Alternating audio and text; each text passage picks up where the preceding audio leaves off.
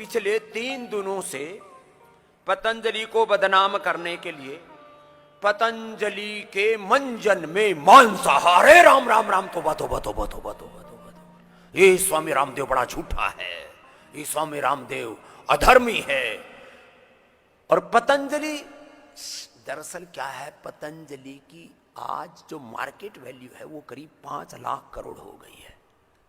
Patanjali brand की value, इसको valuation की भाषा में, कैपिटल मार्केट में, इक्विटी मार्केट में, ये जो ब्रांड वैल्यू है ना, ये हजम नहीं हो रही लोगों को। स्वामी रामदेव की पतंजलि ब्रांड की इतनी वैल्यू क्यों हो रही है?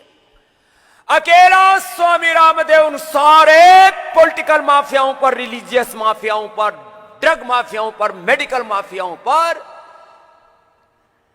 इंटेलेक्चुअल माफिया, बौद्धिक आतंकवादी, वितंडावादी, एजुकेशन माफियाओं पर अकेला भारी पड़ रहा है। और चारों तरफ मैंने पंगा मोल ले रखा है और मैंने भी ठान रखा है, जब तक जीऊंगा तब तक पंगा लूंगा और इस धर्म युद्ध में जीतूंगा।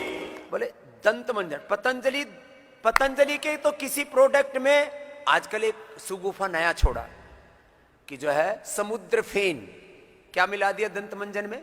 समुद्र फेन। ये तो हम 35 सालों से मिला रहे, मिला नहीं रहे, लिख रखा उसके ऊपर दंत मंजन। अब उसमें पतंजलि जोड़, और पतंजलि पहली बात तो वहां ब्रांड ही नहीं है, वहां ब्रांड है दिव्य दंत मंजन, और दंत मंजन भी नहीं है, उसका नाम है दिव्य मंजन। 2018 के बाद तो दिव्य दंत मंजन नाम से कोई पदार्थ ही नहीं बनता, दिव्य मंजन। और उसमें समुद्र फेन है। समुद्र फेन क्या है? आयुर्वेद में शंख कहां से मिलता है? बोलो, अरे जोर से बोलो। और तुम मंदिर में क्या बजाते हो? तो शंख बजाने से सनातन धर्म नष्ट होता है कि सनातन धर्म का उद्घोष होता है? भगवान कृष्ण जी ने क्या बजाया था? क्या नाम था? पांचजन्य। क्या नाम था?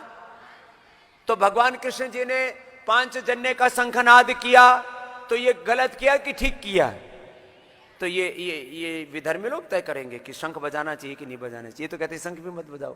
बोले समुद्र से जीव से आता। अरे जीव मर गया, उसका मोक्ष हो गया, उसके बाद समुद्र ने शंख को बाहर फेंक दिया और हमने उससे शंख से ध्वनि के, अब शंख की ध्वनि पर पूरी दुनिया में रिसर्च हो चुका है।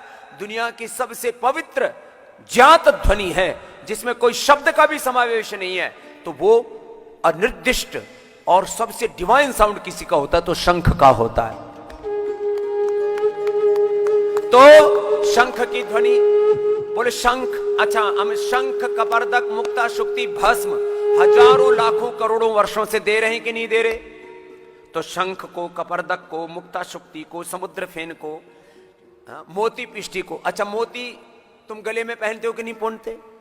और भगवान कृष्ण जी को भी क्या कहते हैं? गले में मोतियन की माला, वो हमारा नंदलाला। अब इनको मोती से भी तकलीफ है, इनको शंख से भी तकलीफ है, इनको कपर्दक, कोड़ी से भी। हमारे यहां पर घरों में सजावट के लिए किसको यूज करते थे? पहले कोड़ी लगाते थे। हमारे यहां पर बहुत सी तरह की पूजा पाठ है, उसमें कोड़ी का भी प्रयोग होता है। लेकिन हम जीव हत्या नहीं करते, जीव को नहीं मारते। जो समुद्र फेंक देता है, जिन जीवों का मोक्ष हो जाता है, वो समुद्र के किनारे आ जाते हैं, उनको उठा लेते हैं, उनका उपयोग कर लेते हैं। शंख, कपर्दक, मुक्ता, शुक्ति, भस्म, पिष्टी बनाते हैं। अब इसी के ऊपर बखेड़ा कर रखा 3 दिनों से योग, आयुर्वेद, सनातन भारत, भारतीयता के विरोधी और स्वामी रामदेव के विरोधियों ने।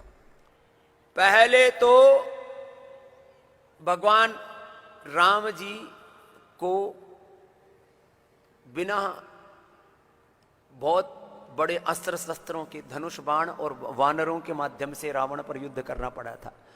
आज तो रामदेव के 7 करोड़ों भारतीयों की एक बहुत मजबूत शक्ति है। और